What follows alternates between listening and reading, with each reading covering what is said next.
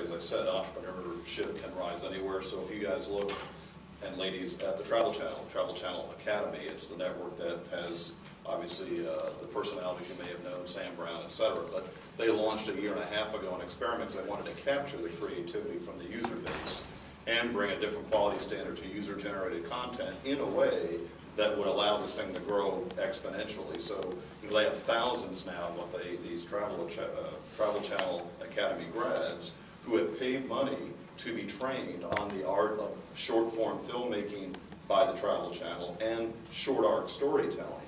And then they're empowered to go out and to film in wherever they are in the world. And those snips of information then become fodder for either network use, where they bring them up on the traditional broadcast network, or there's thousands of apostles going on 100,000s.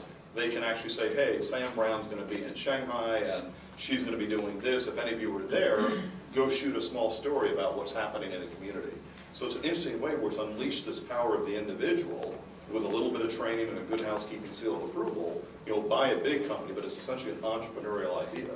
And it's kind of a Linux thing where they're crowdsourcing, but to a standard. So they actually look at the quality standards. The other one is Amazon. I don't know how many of you are familiar with this thing called Mechanical Turk, which is this amazing business they've had where they basically take jobs in and they can parse them out to people that can do these jobs for fractions of a penny or more, but there's an internal review standard. So the entrepreneurial idea is the better you do the job, the higher the ranking you get, so when new jobs come in the house, these outsourced or crowdsourced jobs can be done.